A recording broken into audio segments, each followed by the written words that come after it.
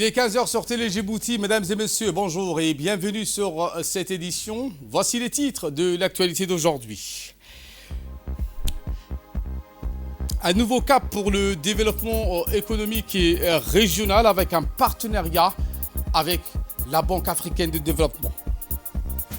Également dans l'actualité de ce 15 heures, un atelier sur l'étude de faisabilité de la professionnalisation de la fonction et des passations des marchés publics a eu lieu ce matin entre le ministère de l'Enseignement supérieur et le ministère du Travail. Et dans l'actualité internationale au Gaza, Israël est en son offensive terrestre et coupe Rafah de Khan Younis. Voilà pour le titre. Merci si vous nous rejoignez sur Télé Djibouti. C'était ce matin le ministre de l'économie et des finances chargé de l'industrie, M. Ilyas Moussa Dawale, qui a rencontré M.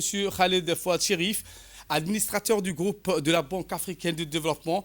C'était dans une réunion visant à consolider la coopération économique et financière entre Djibouti et cette institution panafricaine.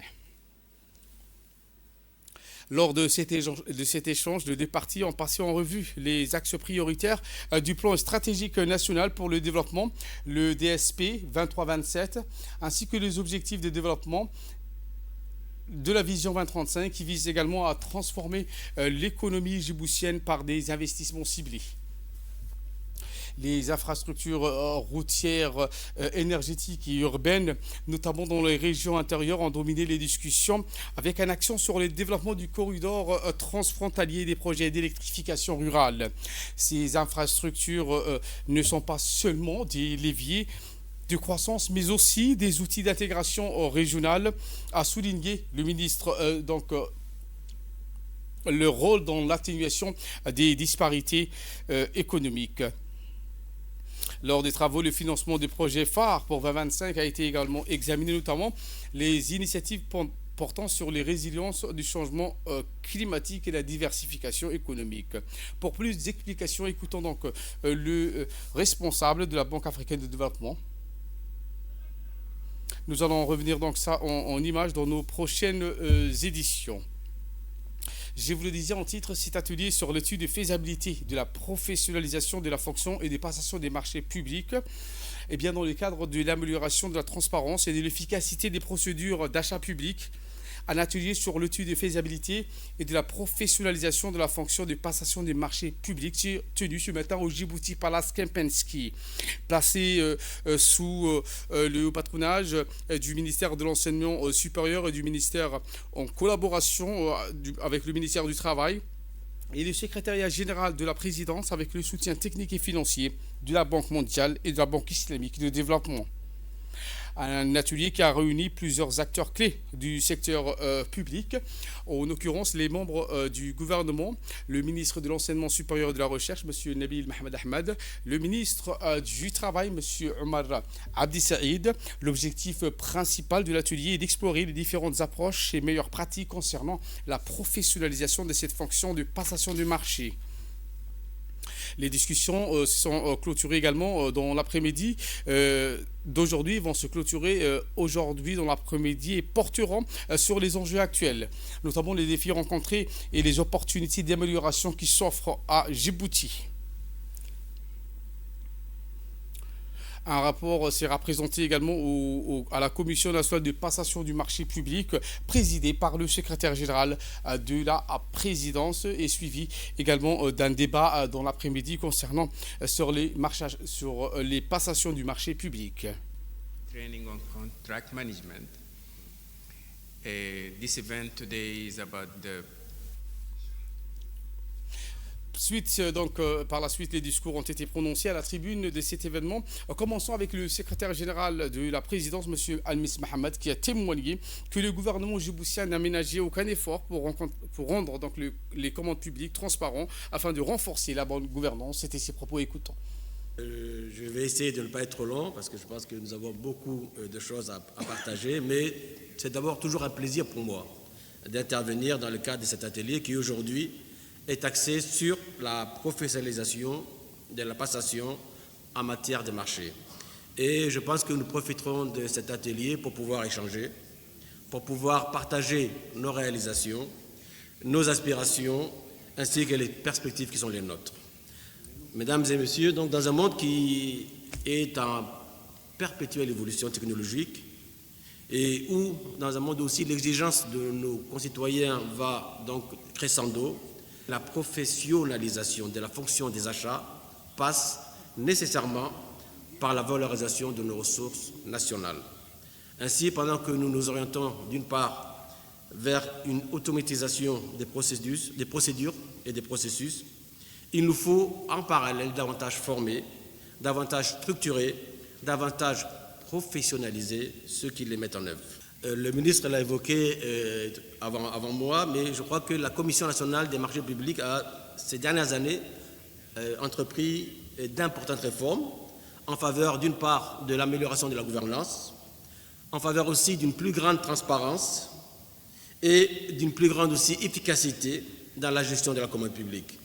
Le rapport annuel 2024 que vous avez mentionné, Monsieur le ministre, c'est le 4e rapport que nous publions de manière consécutive. Et il témoigne, le fait de publier chaque année ces rapports, ça témoigne d'une part de la régularité de notre engagement et de notre effort continu afin d'asseoir la redevabilité et la transparence au sein de la commande publique. Et là aussi, je voudrais juste demander au ministre, j'invite le ministère de l'Enseignement supérieur à encourager nos jeunes à pouvoir aujourd'hui faire donc des mémoires ou bien des thèses sur la commande publique en République de Djibouti. Pourquoi? Parce qu'aujourd'hui, la data, elle est disponible et elle est en ligne. Et pour sa part, le ministre du Travail, M. Omar Abdi Saïd, a souligné dans son allocution l'importance de redynamiser la gestion de la commande publique. Écoutons le ministre du Travail. Constitue un levier stratégique pour le développement économique et social de notre pays. Elle est au cœur des politiques publiques visant à renforcer la gouvernance, optimiser les dépenses et améliorer la prestation des services publics. Il est donc impératif que nous développions des compétences spécialisées et une expertise avérée en la matière afin d'assurer une gestion rigoureuse, efficace et conforme aux meilleures pratiques internationales. Mesdames et Messieurs, cet atelier offre une opportunité précieuse d'approfondir nos réflexions sur les enjeux et défis liés à la professionnalisation de la passation des marchés. Il s'agit non seulement de maîtriser les mécanismes réglementaires et institutionnels en vigueur, mais également d'adopter des pratiques innovantes qui favorisent une gestion plus efficace et transparente. Au sein du ministère du Travail, nous sommes pleinement engagés dans cette démarche d'amélioration continue. Nous avons la conviction que la formation et le renforcement des capacités de nos agents sont essentiels pour garantir une exécution optimale des marchés publics, en assurant l'équité, la compétitivité et la conformité aux exigences réglementaires. Pour cela, l'INA pourrait organiser en partenariat avec l'Université de Djibouti et avec le ministère de l'Enseignement supérieur un programme de formation en passation des marchés publics destiné aux agents publics actuellement en service qui interviennent directement ou indirectement dans la chaîne de passation, d'exécution et de contrôle des marchés publics. Il ressort que des progrès significatifs ont été réalisés grâce à l'engagement et à l'expertise des membres de la Commission, que je remercie ici auprès du secrétaire général. Cependant, il existe encore des défis à relever, notamment en matière des obligations sociales. Après donc les propos du ministre du Travail chargé de la formalisation et de la protection sociale, M. Omar Abdi Saïd, ce fut au tour du ministre de l'Enseignement supérieur et de la Recherche, Dr Nabil Mohamed Ahmad, de prendre la parole. Le ministre a insisté dans son discours donc l'importance de formaliser la passation du marché en République de Djibouti tout en le dotant de cette profession des ressources humaines formées. L'Université de Djibouti, en collaboration avec les universités étrangères, dispenseront des formations académiques sur cette passation du marché, a-t-il martelé dans ses propos le ministre. Moi, je voudrais faire un témoignage, Monsieur Nadir et Fatouma et Fatou Fall, au niveau de la Banque mondiale et transmettre à la Banque islamique. C'est tout d'abord l'historique, c'est la célérité, la rapidité dans la réponse. Entre le moment où on a discuté, et là je voudrais également féliciter les experts, les consultants, Majed Al-Baya qui est juste en bout de table, qui est, je dirais, à l'origine des discussions On s'est retrouvés un 27 juin le matin, juste après la fête nationale, à discuter de quelle approche nous pouvons avoir pour rendre cette formation utile, qui ouvre des perspectives pour les gens qui vont s'y intéresser, mais également comment elle peut contribuer à la bonne gouvernance au niveau du pays. À ce titre-là, également Gustavo, avec lequel j'ai discuté en visioconférence, avec Marouane, donc, qui était la contrepartie nationale, j'ai beaucoup appris. C'était un domaine que je ne connaissais pas du tout. J'ai beaucoup appris avec vous et je voudrais qu'on partage un peu cette passion. Comme vous disiez tout à l'heure, Monsieur Nadir, cet enthousiasme. Rien ne peut se faire sans enthousiasme, sans passion dans ce que nous faisons. Et je pense que ce projet ouvre une opportunité par rapport à nos engagements, par rapport aux bailleurs. En termes de bonne gouvernance, Djibouti a signé avec la Banque mondiale des accords de bonne gouvernance et c'est un chapitre, en tout cas une pierre qui peut améliorer cet édifice dans la bonne gouvernance. En bref et en image, sous la présidence du député Kamel Hamed, la Commission pour le développement social et à la protection de l'environnement s'est réunie aujourd'hui pour l'examen d'un projet de loi, le numéro 161 de l'année 2025 de la 9e législature, fixant les orientations de la politique nationale de volontariat et instituant le Corps national des Djiboutiens. Une réunion qui a rassemblé les membres de la commission parlementaire en présence de Dr Hibo Moumina Assoué, ministre de la Jeunesse et de la Culture, venu accompagner ses proches collaborateurs. À l'issue des discussions, la Commission a conclu que ces échanges seront transmis à la prochaine séance publique, le corpus examiné en y incluant au préalable des propositions d'amendement. Et voilà qui nous ramène de parler de cette nouvelle cérémonie de prestation de serment du président, du directeur général ainsi que des autres membres de l'autorité de la régulation multisectorielle de Djibouti. C'était au nouveau siège de la Cour suprême. La cérémonie de prestation de serment a été présidée par le premier président de la Cour suprême, Jama Suleymana Ali, et a vu la participation de la procureure générale de la Cour suprême. Un événement qui marque une étape importante dans la mise en place de cette nouvelle institution, dont la mission est de garantir l'efficacité, la transparence et la régulation adéquate des secteurs stratégiques et essentiels pour le développement de notre nation. Il s'agit bien évidemment de l'autorité de régulation multisectorielle de Djibouti. Cette autorité est une autorité administrative indépendante placée auprès de la présidence de la République, l'autorité de la régulation multisectorielle, dont la création vise à garantir l'encadrement et le bon fonctionnement des secteurs clés tels que la télécommunication, l'énergie, les transports, l'eau et l'assainissement, est un pilier fondamental pour la modernisation et la croissance durable de l'économie. Par ce geste symbolique, les nouvelles instances s'engagent solennellement à œuvrer pour un avenir prospère où la régulation efficace de ces secteurs contribue à améliorer la qualité de vie des Djiboutiens et à assurer un développement harmonieux et équilibré du pays.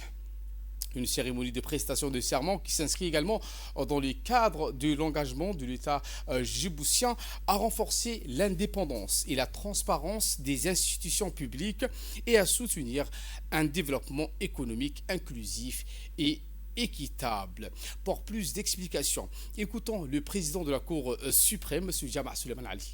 Réunis aujourd'hui dans le cadre de cette audience solennelle inaugurale pour procéder à la prestation de serment des membres de l'autorité de régulation multisectorielle de Djibouti. Par courrier en date du 10 mars 2025, le président de l'autorité de régulation multisectorielle de Djibouti a saisi la Cour suprême au visa de l'article 27 de la loi portant création de l'autorité de régulation multisectorielle de Djibouti pour fixer une audience de prestation de serment et c'est l'objet de ce matin. Un exercice de grandeur nature du poste de commandement maritime de la force en attente de l'Afrique de l'Est, l'IAESF, a eu lieu ce matin au Sheraton Hotel de Djibouti. Un exercice de grande envergure supervisé par le brigadier général Tahir Ali Mohamed, chef d'état-major à la défense, et a vu la participation de plusieurs hauts responsables militaires et civils de la région. Cela renforce la coopération régionale en matière de sécurité maritime. Le brigadier Paul Kaouria, directeur général de l'AESF, a également pris part à cet événement clé aux côtés d'autres personnalités influentes telles que Ali Melah Chehem Daoud, directeur des affaires maritimes, le colonel Waïs Omar Bogouré, commandant de la garde-côte, et le colonel Ahmad Tahir, commandant de la marine nationale. Cet exercice a permis de simuler des scénarios complexes afin de tester les capacités de coordination et de réponse des forces maritimes de la région. C'est ce qu'a indiqué dans ses propos le général brigadier Tahir Ali Mohamed.